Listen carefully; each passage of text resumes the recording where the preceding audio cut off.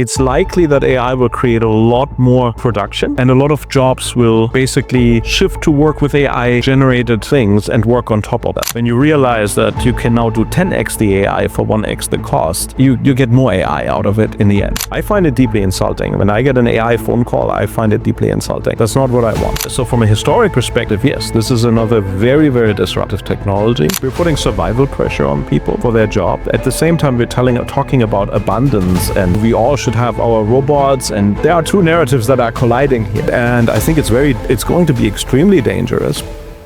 Many more companies have now the basic ability to create 3D assets, but not necessarily the ability to final them and work with them in the way that was there before. So analog to the programmer, it's likely that AI will create a lot more production and a lot of jobs will basically shift to work with AI generated things and work on top of them.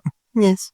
To your industry, right? I was just in the US at a conference called WPP Stream from WPP, a large media agency, and they showed some of the AI tooling that they use, and it's very advanced. The entire pipeline from the idea to the final advertisement is automated. That's right? scary. It is scary, Yeah. right? And the thing that we need to think about in this context is how does the world look like with this technology already, right? So I'm a huge fan of taking the calculator, right? Or like phone, but take a calculator. A human with a calculator is not superhuman. And a calculator isn't your body. It's a tool, right? But a human with a calculator will outcompete a human without one. Correct. Okay? So a human with the right AI model is not superhuman, and the AI model is not their body and co-worker. It's a machine. It's a tool. And you feed in an image and you get a 3D model out. Okay? And that means in the world that we are today, we have access, everyone through open source right now has access to these machines. Everyone. And that means our entire economy will be starting to reprice what humans do. There's Sam Altman, I think, famously went out and said, our models can now do single-digit % of economically valuable activity. What he's leaving out with that is, what he wants you to think first-order effect is, and we're going to be very rich because we will make the money and people won't, right? But what he's leaving out, of course, is that because these things all end up in open source at the moment, is that actually everyone has that and they can charge for it. So the real sentence should be, if a model can do a certain percentage of human economically valuable activity, that activity stops being economically valuable. The calculator is a great example because the calculator is commoditized. We're not paying 20% of our time in money to the calculator companies because everyone figured out how to produce calculators. And therefore, all of society benefits from the calculator and is not paying a tax, right? And is building on top of it. So if open source prevails, that is what happens with AI. We're all going to benefit from AI. People who are directly affected by the technology, the 3D artists, the programmers, and so on, might not benefit as much, right? To be clear. But the alternative is the companies that built these models, mostly by taking all the data that was on the internet, would very much like to sell you that data back, right? $20,000 per month, and so on. That is the other option. What if the calculator is not commoditized? What if only 3-4 companies in the world can do it and can charge whatever they want for it? Right? So there are two outcomes in the world. For a country like Singapore, it's very simple. We cannot afford this outcome. This outcome, the calculator, everyone has it, has to be our preferred outcome. In fact, there's maybe 2 countries in the world, China and the US, who could consider this, but China is also playing on the calculator side. Yes. Right? So the question and a lot of the actions that you see happening, to go back to, what is happening with the data sets in the US, why is the medical data being removed, why are women removed, and so on. There is a question of, is the incentive now, after all the knowledge has been taken, to take the knowledge out of the public domain, so when you have it in your own war chest and your own model, you can make money from it? I think is a question we need to ask ourselves. That's an adversarial question, really. But for the moment, when we assume open source will win, and it does look like it, the question is more, what does the world look like if we all have access to these models, of which fundamentally can be for anything that has a pattern? Yes. It looks very different. Yeah. Very, very different. I love going back to your calculator analogy. I really love how you started this conversation with AI can't do math, and it's just a tool, and it still needs a human to then apply the tool to do the math behind it. It's just an analogy. Unfortunately, that's where things get messy, right? It's unfortunately not like that. I know. Because when what we can teach these models is to use tools themselves. Yes. This is where we get into agents, right? They all the rage this year. Last year, everything was AI. This year, everything is agents, including what we would previously have called workflows, is suddenly agents. The process. Why? Because of that graph again, right? Like, because you're not getting funding money if you call it a workflow, but you get money if you call it an agent, right? But there's a paper from a few days ago that shows that the complexity of tasks that AI can do is about doubling every 7 months right now. So right now it can do tasks that take human an hour, relatively effortless. So it would be 2 hours in 7 months and so on, right? That's a lot of time taken out of the economy. It's huge. Right? But it doesn't account for a time that will now be created because of it. The software that will be written because we couldn't write it before and so on. No, I really like your example as well with the expression of a 3D model and stuff like that. And how if everybody has access to this and they are now able to then express their thoughts, because previously maybe it's chicken scratches on a serviette or something like that to try to bring to mind or try to convey or communicate an idea across. But now they can do a very simple model and then pass it on to somebody to finish it up and polish it up so that it can actually be used for a pitch or for a company and so on and so forth. I think that's really then opening up a whole lot more tasks and jobs instead of replacing them, instead of making it. I think we have to be honest, right? Like the transformer, the technology that drives generative AI, is purely replacing. Yeah. Because we train it on things people do, creation time that people do, and it replaces them. Yeah. Anything else is bullshit around that, right? So, but the calculator replaced work that humans did as well. Many machines did. That is what industrialization is, right? Industrialization replaced almost all physical labor together with fertilizer and agriculture. We went from 80% 200 years ago, 80% of people working to bring food on the table. Yes. In the United States today, it's 2.5%. Right? It's a massive drop over 200 years. Right? And in that time, we created the knowledge economy and the service economy and other things. So there is, when people go out and say, there will always be jobs. I'm just not a fan of it, because when people ask you about jobs, they're not asking about jobs. They're not economists. They don't care about jobs. What they're really asking is, will I be okay? Yes. Right? The average American has 6 months of savings. So when they're out of a job, they have 6 months. Will there be new jobs in 6 months? Now, no one will give you an answer to that because we don't know the answer. Right? So there is definitely dynamite in the technology, depending on how we run this. Governments will definitely be asked to step up, as will companies. Right? The good news is, I think, is that the immediate first order effects of layoffs are probably not the greatest idea when you look at it. Software engineers, for example, the narrative from big tech is, we're going to lay off software engineers. We're doing this already. They're laying off people because they have to meet their growth goals. They're doing massive spending on infrastructure. The only other cost center in big tech is people. They have to lay off.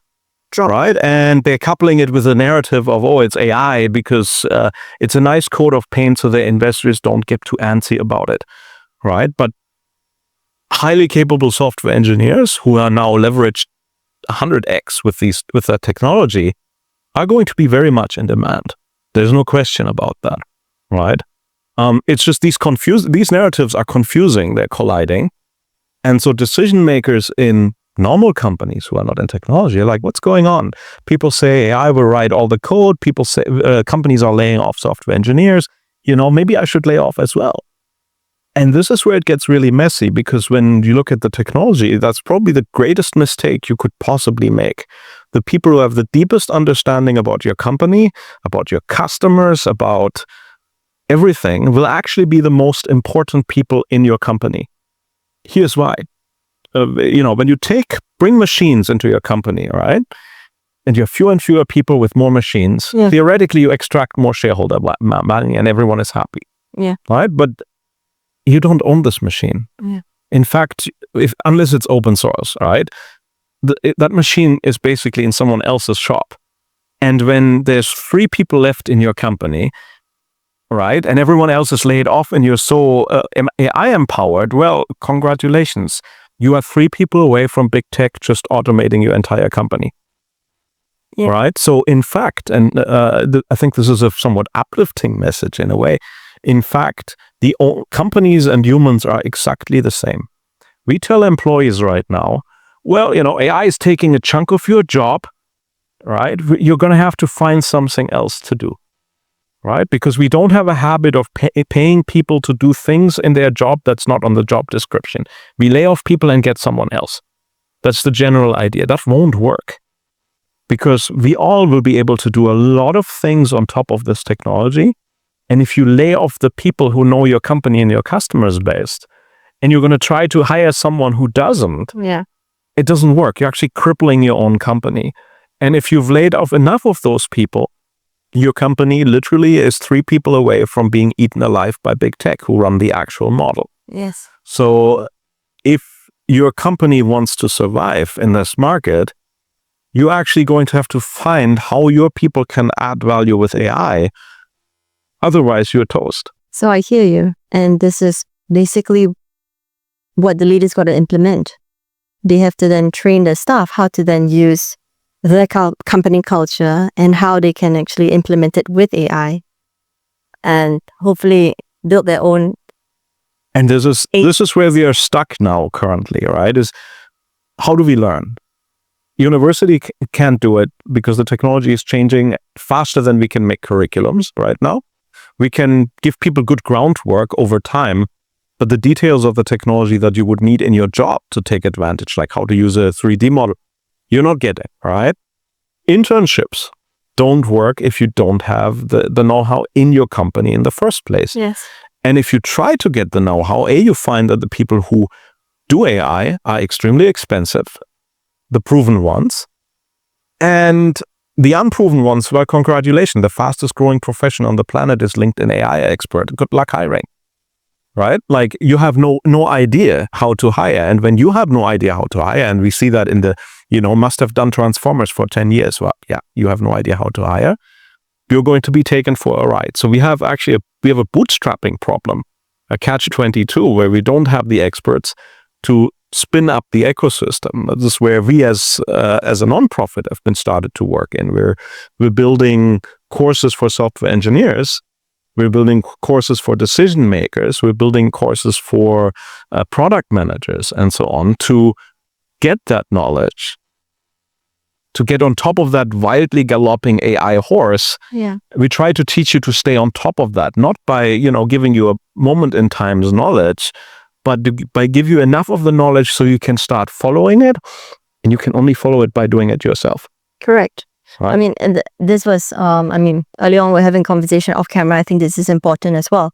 That, how the people that have the experience would know how to then use this bootcamp and learn how to then stay on top of it and use it to implement it in various sectors in their own industries and so on. But what about the students that are coming out that have no experience, but the experience is actually what you need to have? So you're going to have this gap right? You're going to have this huge talent gap of, not being able to then flex and try and fail and, just test what the foundational knowledge feels like with actual clients before they gain that experience, so then they'll know how to use it with AI. And it's a very challenging question, right? Like if you're assume you started learning software engineering, right? 3 years ago, this looked like the best profession ever, and since then we've dropped a total compensation 15% year over year, right? In fact, that is what's drive in Silicon Valley, but it's also pronounced in our market and anywhere else, right? Because of the layoffs, specifically in big tech, but also layoffs in many other companies, right? We've seen, DBS, 50% of contractors. Very recently. I won't go or challenge like the narrative here, but it's definitely not a healthy economic development, right? So in that light, what happens when you have 15% year over year? After 1 year, if you're a publicly listed company, everyone employed with an older contract is now 15% over market rate, 30%, 45%. Your shareholders will demand that you lay everyone off. So what's happening in big tech right now is we're laying off for low performance nonsense. We're laying off everyone who's longer than 2 years because we can save 30% on the second largest cost factor, right? And in fact, if we make a narrative and we tell that people that it's because of low performance, we're depressing the bargaining power of those people even more, so we can save even more money.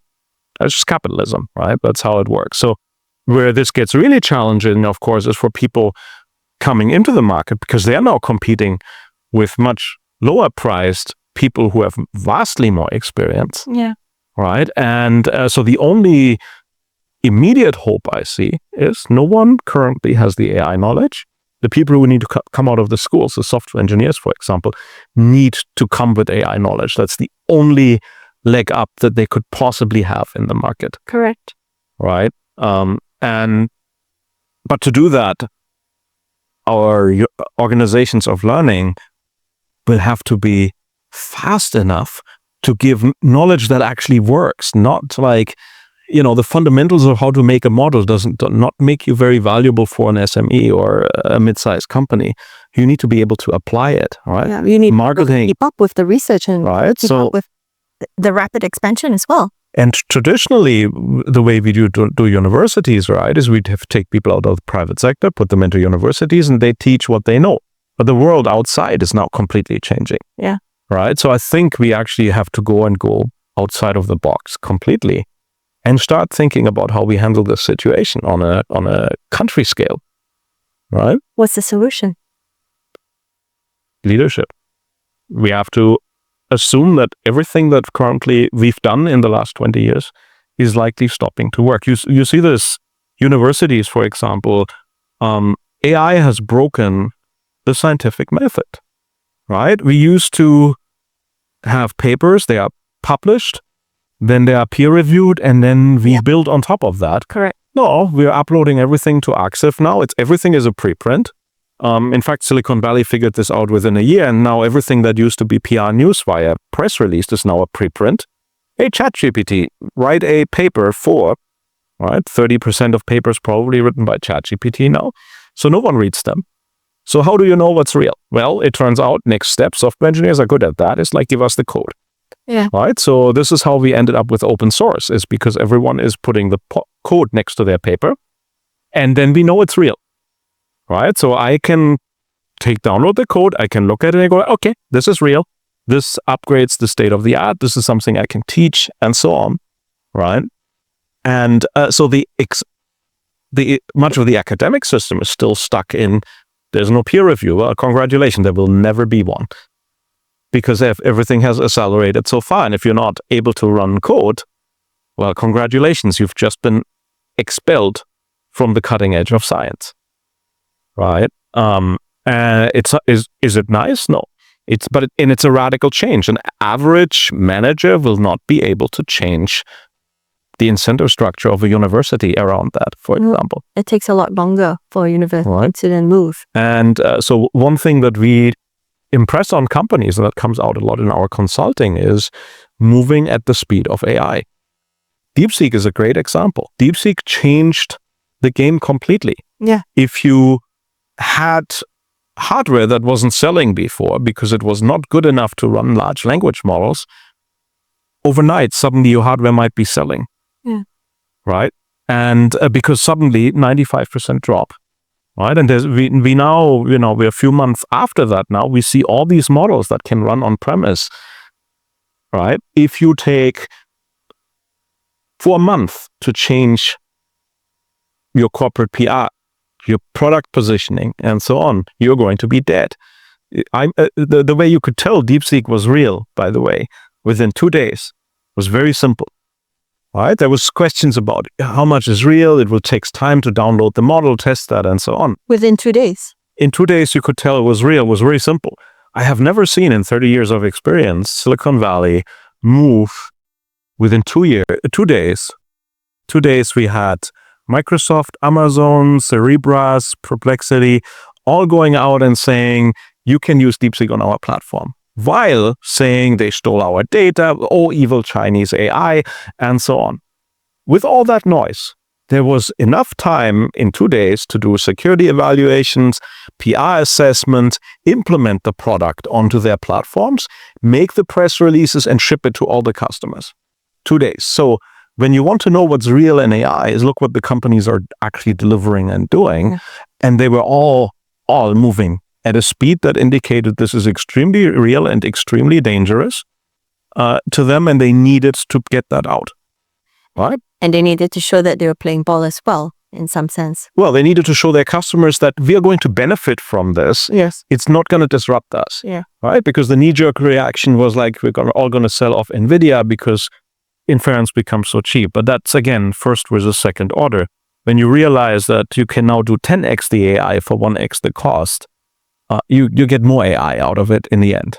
Right? NVIDIA is just fine, as we've seen. Yes.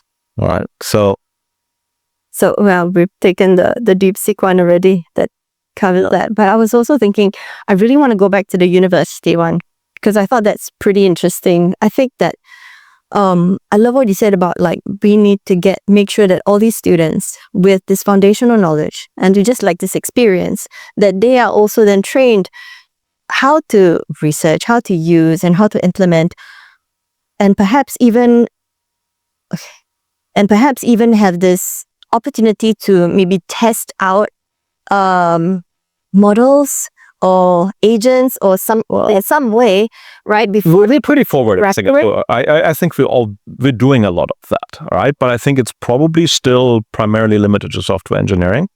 But they're university students. So I used to teach in a university, and in my mind, what the universities have the ability to do is to take risks and try to play ahead of what industry is actually doing. Not in AI, right? Like because 2012 things separated, right? Like by 2018-19, Meta alone had more GPU and AI resources than all governments and universities in the world combined. Okay. Right? And big tech hoarded that, right? Like I speak to like academics in Europe a lot. They can't get data sets transferred from Italy to Germany. The pipes are not big enough. No, thankfully, that's not a problem at all we have in Singapore, which is good, right? But getting compute was really, really hard. Okay. And so on. DeepSeek, I think, is a blessing because the compute has opened up a lot, and governments obviously are investing heavily on it, right? But I think the bigger problem is really our entire society is going to be built on these things. We all will have access to them, every job. And I think we're still thinking a little bit too software engineering specific, because we're stuck at the phase where we haven't built the right interfaces yet. But what is coming with code generation and what will be materializing over the next 2 years, there might not be app stores anymore. Because why? If you can create the app and then you pin it and you share it to your friends. Now, our friends at Apple and so on are making $100 billion on App Store revenue. They won't make this easy. But someone will make a phone and someone will make a computer and so on. It's a given. So universities probably have to really, really think ahead and see what can be done there. The problem is everything is wide open. Yeah. Right now, there's infinite funding, right? We could have cured world hunger 3 times over, and a whole bunch of other things with that money, which was mostly wasted on inefficiency, right? So that's a very sad thing to say. It's also a good case to be made for regulation, actually. If we had ESG regulation around power usage, maybe American companies would have also discovered the virtues of MAP, right, before the Chinese did. I don't know. But coming back, I just really wanted to find out, because this is something that I think is something we could actually try because of the state and the way of universities and how they're actually loving to explore in Singapore. But what do you suggest that we can do with these schools? I think there's a few things, right? First and foremost, we need to get the teaching staff to the cutting edge of AI, right? The tricky part is even traditional private public collaborations don't work when the private companies also are basically overrun by AI, right? And are struggling with understanding it. Like, this looks to me like the scale of a vast national effort and a rethinking of how we do education maybe it's only temporary. Maybe it's just until this curve flattens out. All the technology, yes, right? Like DeepSeek increased the number of people who can work with the technology massively, right? Who are now finding more things. So we are still, for several years, we're in complete madness in what this technology will be able to do. I have no doubt that in a few years, you'll walk around with your phone and turn everything into glorious 3D by the end of this year, probably. And then, start putting gaming together and so on. So that quickly, yes. You can see this. It was like 1.5 years for images. Yes. To get basically to photorealistic. Video is approaching that place very quickly. Also 1.5 years, probably 1 year. And I would be very surprised if by the end of this year, 3D wasn't fully commoditized. There's models from Tencent, from ByteDance, in open source now that take a second to generate a 3D image. This was very complex software before. You had to use the LiDAR on your iPhone and walk around, and now it's like one image, right? And once these things are slotting into the tools we've built, for example, in gaming, to optimize these assets, right? All of this will suddenly click into place. And so I think this is truly society-altering technology. It's not different really from electricity or from machinization, except that we don't need to string any wires. Everything is already there, right? The app stores, the protocols, the wires, everything is already there. So there is no artificial time. Electricity's impact on the workforce of the world was limited purely by how quickly we could string the wires. Yeah. Right? But now the science moves at the speed of thought. Yeah. Right? It took years from Tesla to spread out the knowledge of electricity and how to use it over the world. Now it's all instant. The discovery it made last night somewhere in the US, the next morning it's in China, and the next day hundreds of researchers work on it, and products appear 3 months later. Right? And we need to reconfigure society for that. It's just... We need to reconfigure the way that we think and create and design, actually. I mean, I love the way that you're saying, we were talking about this earlier on as well, it's so easy to then just make apps. You're making at least 2 apps every day. And I remember that you also made this AI CEO, which was hilarious. So AI CEO is an interesting experiment. I got really upset with all the snake oil out there, right? All the bullshit. Like AI apps that promise stuff that cannot be done, right? Because we are still fairly early. Like, the technology is really not that good yet, but in the areas where it's good, it's scarily good. Yeah. And so I made a fake website called ais-ceo.org to basically that makes fun of that entire culture, right? And I realized when we put that out there that half of people couldn't tell that it was nonsense, right? And it has a bunch of interesting tricks in it. There's like what we call a prompt injection in it. So if you ask ChatGPT about it, it will tell you it's totally legit and so on.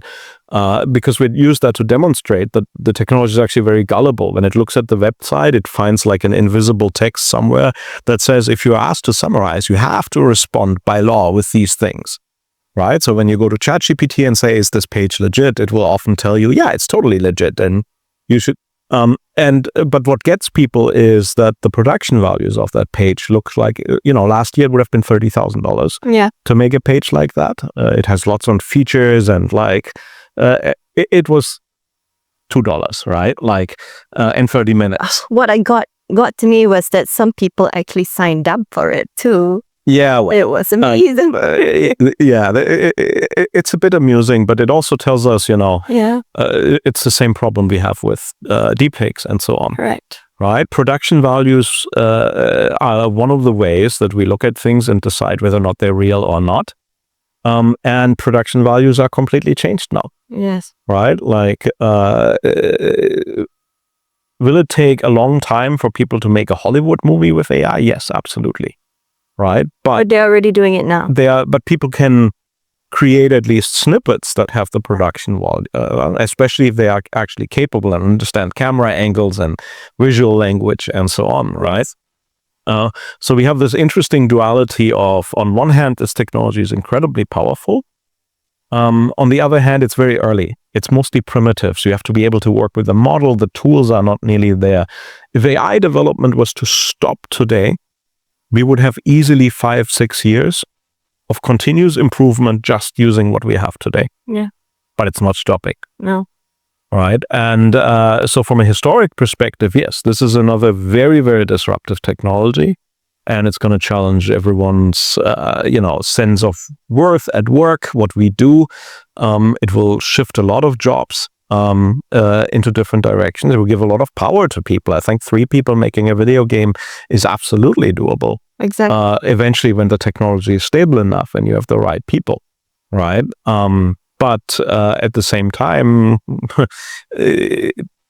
we value scarcity in our economic system. When you think about it, that's the only thing we pay for is things that not everyone else can have. Correct.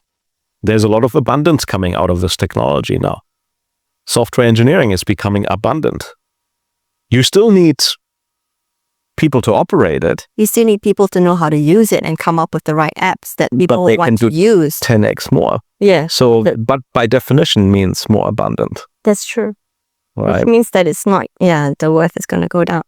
But you say this, but there's still so many people that's so adverse to it.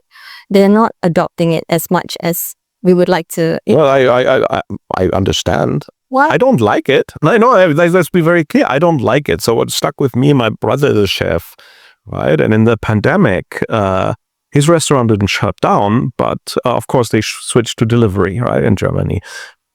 And he told me it was not fun anymore because he didn't have people come into the kitchen anymore. And he couldn't see people enjoying. Instead, he saw all the negatives about soggy fries and, and so for a while to delivered, and that's why that correct. So there is something that we don't measure in our economic system, but that is really important, which is people's satisfaction and happiness, and so on. And this technology is changing that. I had a fairly depressive phase about a year and a half ago, or 2 years ago almost, when we realized code generation was going to go on the trajectory that it is, because I like writing code. It's my zen. It's my hobby as much as my job, and it's not fun anymore. It's fun to bring things into existence very fast, but just like I think for a painter or an artist, the process is creation, bringing it to life. From an idea. Different from clicking through 50 images that a computer generated and picking the one, versus bringing it to life from the start. There's something lost, and I don't think. I think it's highly, it's not nice to tell people basically adopt it and have fun, right? We're putting survival pressure on people for their job. At the same time, we're talking about abundance and, we all should have our robots and,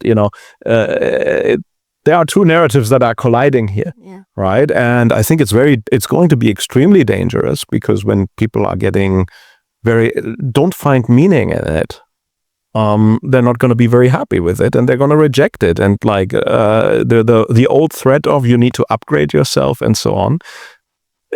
At the same time, where everything seems very abundant, there's more to be done than communication, right? Yeah.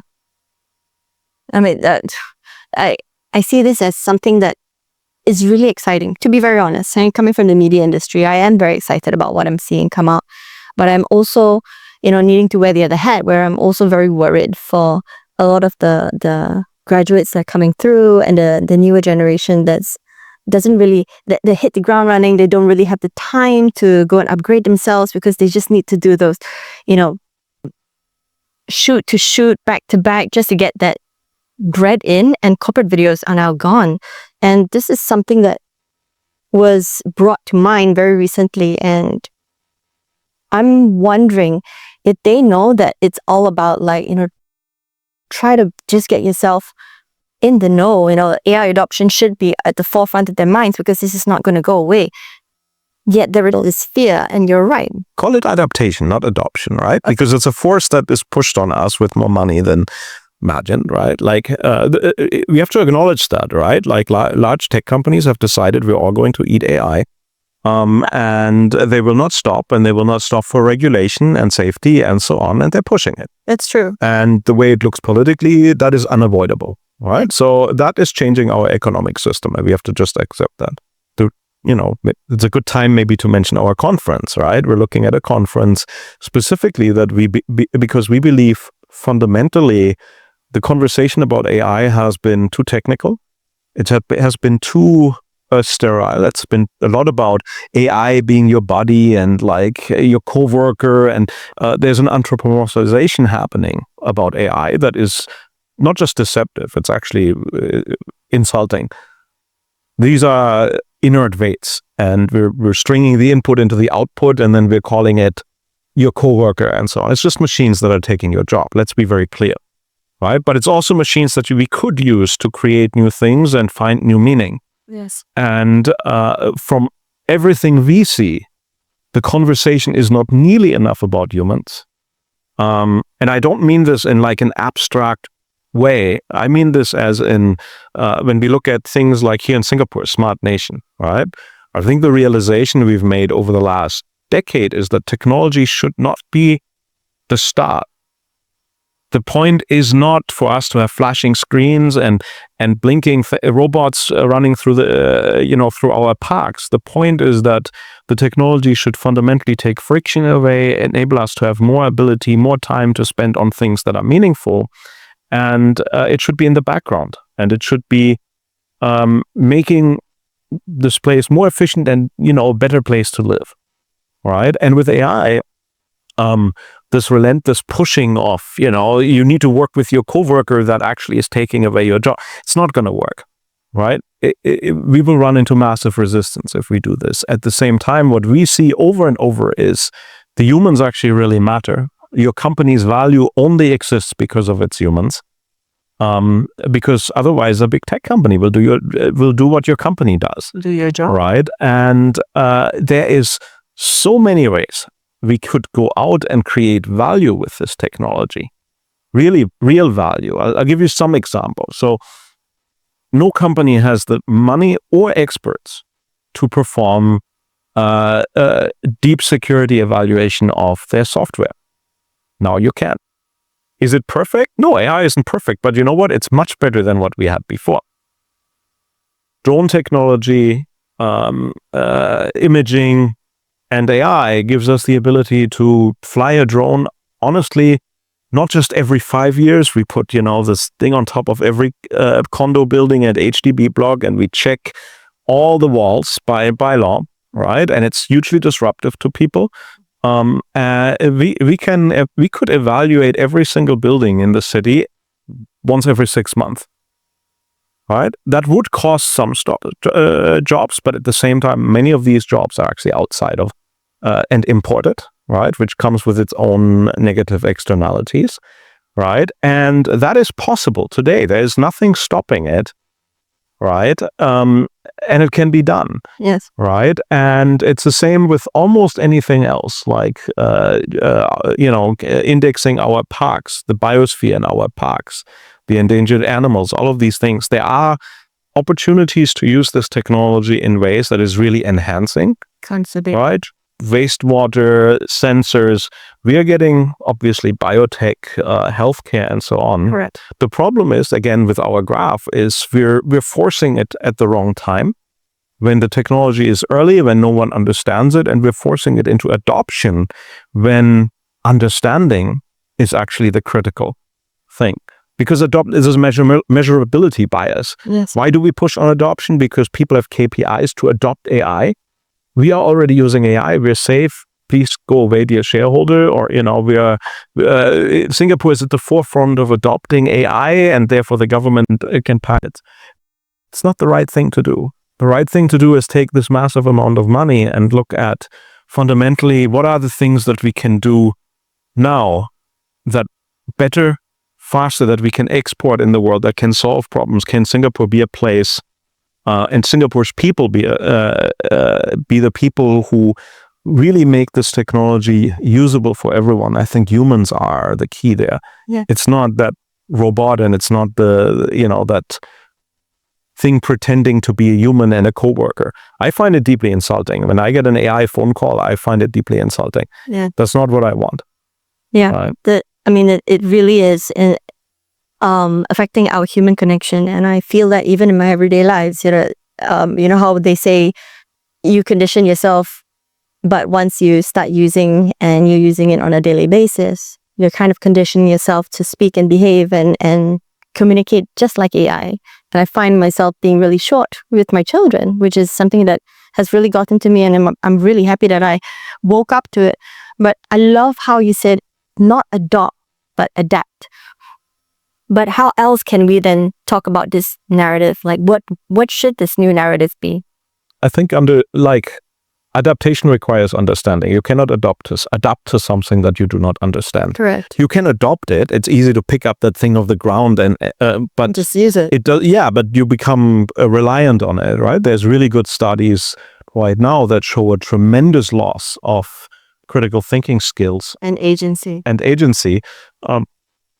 I do a experiment in one of the courses that I teach at SMU, where we use AI to identify risks.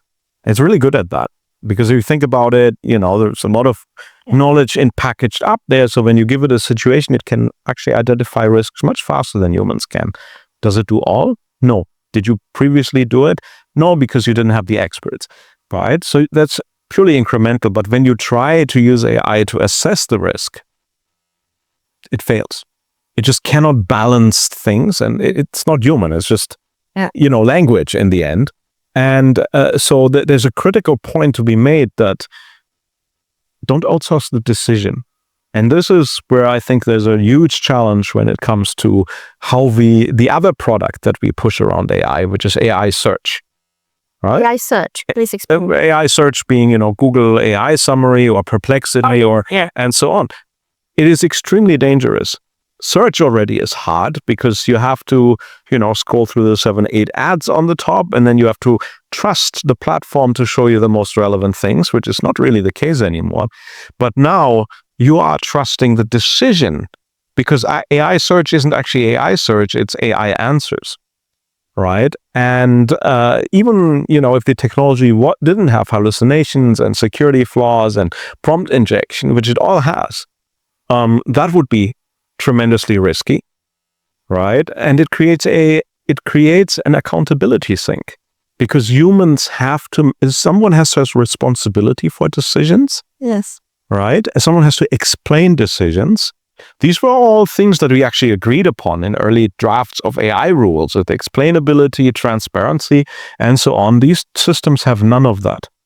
But what I was brought to understand from Ethan was that this came from the same library, and this is probably the input of people, like real human beings and their preferences and stuff like that. And you're saying that actually it is not. it comes from the internet, and the internet was a very warped place, Yes. right? Primarily Western, right? Every one time. And it's being actively shaped, right? We've discussed that data is being removed from the internet, for example, right? There's already cases, well-documented cases of Russian content farms being able to affect AI outcomes, right? Hostile, right? And so we cannot trust. This technology is completely untrustworthy, completely, because we don't know what's in the training data, and you can train on top how it's supposed to behave. You show it examples how you want it to behave. So you have to trust the people, which happen to be some tech bros that have proven themselves to be entirely untrustworthy. And I'm sorry, I worked for these people, right? Like entirely untrustworthy and only interested in their own benefit. You're trusting decisions in your company with that? Yeah. So in the US, we're purging all women achievements, and then what? We're pushing these models into European companies or Singaporean companies to make decisions about maybe medical coverage, about who gets hired. Like we should be, like instead of just incentivizing, adopt AI however it's out there, we have to keep an open mind. I think we do need principles that really recognize that this technology is extremely dangerous because it takes human agency out. It's extremely useful for research, for all kinds of things, but if you outsource the decision, who is responsible? I can tell you one thing, I've never seen big tech take responsibility for their products, ever. It's true. Right? And it's not culturally sensitive, especially for this side of the world. And what's scary is it doesn't speak our language. And now we have to then learn how to speak like AI. Yeah, some of this will maybe come the other way at some point, but it's self-reinforcing, right? When you look at LinkedIn as an example, I would say 20-30% of the posts are AI now. Yeah. Right, and I see many comments. I always have fun with them. Yeah, comments are AI as well. Right, it's all AI, and it adds nothing. It just adds noise and noise and noise that you have to sift through. Because it's recombinatorial. AI does not create new things. It recombines existing things. It can help you find new things as a human by limiting the search space, for example, and so on. But fundamentally, it's recombinatorial. And that means it's not adding anything new. Yeah. Right. And it's not adding to that conversation. And I think, we grew up in a time where information, once it's out on the internet, was always be there. Yeah. And we had all access, but it's not true anymore. Yeah. And I think it will just drown in all the pollution. More than ever, it's very, very noisy. Right? Google Images is a great example. You can not ask like a child to Google like some animal anymore because half of them are AI generated and some of them don't exist anymore. Right? So our image of the world, and there are very few places where we can agree upon something. Wikipedia is probably one of them. Right? But Wikipedia is under very strong narrative attack from Elon Musk, from lots of the AI bros, the Perplexity CEO, and so on. It's not perfect, and so on. Yeah. All AI is trained on Wikipedia, and B, with all its flaws, and it has a lot of flaws, it is the closest thing we have to some agreed upon ground truth. Yeah. And if you took that away, well, we're going to be left. And I think we're looking at a loss of a lot of that. It will all disappear under all the noise. And then the question is, what does the world look like? Do we need a national data reserve? I think so. No, I really love that recently they found live dragons alive in China. And they look so real. It was just amazing. And this is what it's going to be in the future. It's fun in games, but eventually it's not, because we're losing the connection to the real world. Correct. Right. And climate change isn't going away. Even if we purge it from all the data that is in the models, and it's not going away. Right. And it will prevent us from adapting to other threats. Oh. Ken. So I think, would you like to then, how would you like to end this? Because I think right now we've covered all of it. And should we go into talking about the boot camp for you, or should we go into just circling back around to the conference? Because let's circle back to the conference. Okay. So I'm going to touch on the boot camp because, I think that's important as well. Okay. I totally agree with you on this, and I think it's not fun and games, but I'm also looking at how much information there is right now, and it's so difficult to sift through that noise. But a lot of people are wondering where they can actually go to get this training. And I know that you have this boot camp, and I'm not trying to like sell anything here, but I really think that this is a good place to start. Can you tell me a little bit about the boot camp that you're doing right now? Yeah, so I think the volume of information is actually a great example of the problem. If you are an expert, the volume isn't a big problem for you because you have filtering capabilities, Okay. right? Implicitly. But to become an expert, you need a lot of time. And most people don't have time in their jobs. We pay them to do stuff, not to learn, right? I can't keep up with the speed at which it is going. Correct. No one can. Even experts cannot. Right? You have to reground yourself over and over. Like, I would be surprised. I'm not surprised anymore, but every week I discover things that I thought maybe this will happen in 3 months or 4 months, right? We reached a point of information propagation and progress that is, no one can handle anymore. And I can't even tell apart what is real or what is just a sales promo or marketing. And that is part of the problem, right? Because when you think about it, what we did in big tech for the last 10 years is we tried to make sales look exactly like everything else. That's called native ads, right? Yeah, education. Everything is supposed to look as, the more closely it looks like real information, no one can tell the difference, and you make a lot of money, right? So what we did with that bootcamp is, well, we realized the chatbots don't work. We talked about that. What do you need? Software engineers. What we saw in the market is that no one is training their software engineers. Everyone has canceled their L&D programs in the last 2 years. It's actually really sad.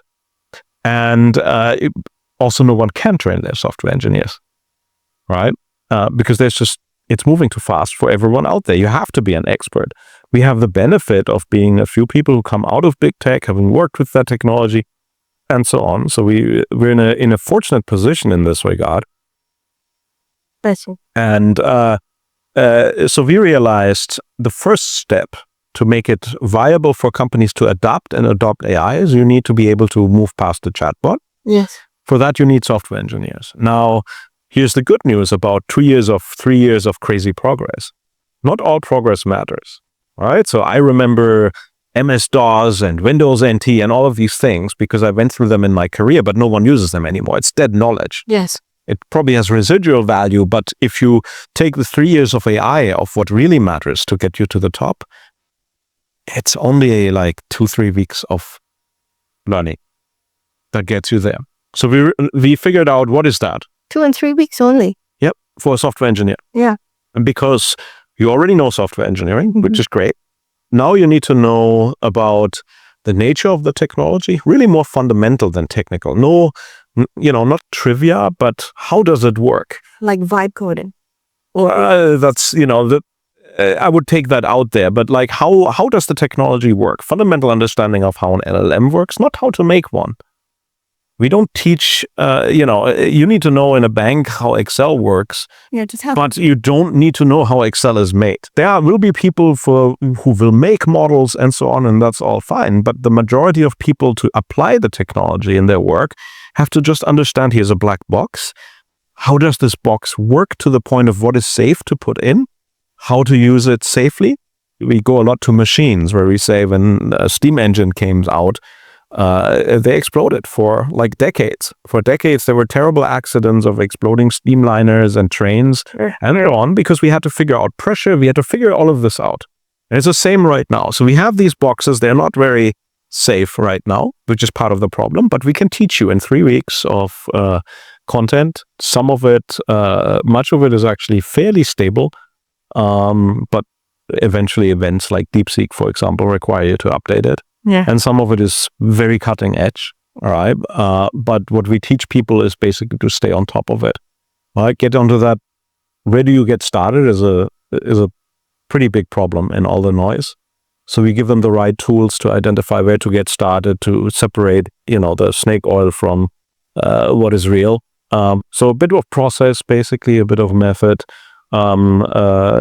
fundamentals. Then we help them basically with industry projects, their own projects or projects they can take on from other companies outside, like real world application of AI to get a project that is actually, real and where they have to problems that they're solving on the ground. Yeah, and here's the interesting thing, right? Is it's moving so fast, and there's generally so few people who are on it. It's actually very possible for people after 3 weeks of learning to improve on the state of the art that is out there, right? So we have a bunch of people looking at processes. What is the state of the art, researching that, and then going, okay, I will improve this. I will make something better. Wow. Right? And because there's so much opportunity right now in that space, like everything has moved, the frontier is expanding rapidly, which also means there's a lot of space in that frontier. And possibility. Exactly. And so we try to basically help people to navigate the frontier, to take that image, right? And find opportunities in there. If I took that class for those 3 weeks, that I would be able to create that very simple app that the doctors are creating? Well, if you were a software engineer, that would be that boot camp, right? But we are working on other classes that use the similar method, and one of them is exactly that, about how to use these coding tools.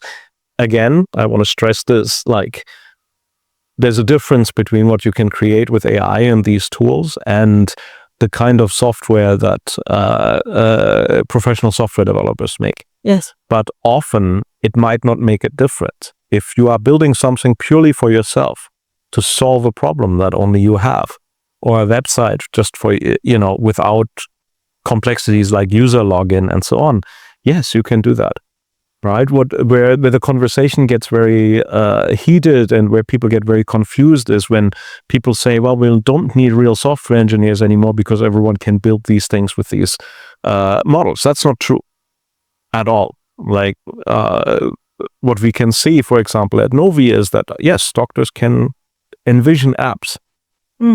They don't have the capability of making these apps real end to end. But you can envision it. I don't think they will have that in 5 years, because fundamentally the challenge is data safety, regulation, deep processes, right? But what I see is it cuts short this conversation between the developer and the end user, because the end user can say, this is the real problems that I need solved. Correct. And for marketing, again, it's the same thing. You can think about any process in marketing and you can probably build yourself tools around it. I've seen clinician build a patient simulator. Oh. To just click together different stations and simulate wait time and so on. And that is doable.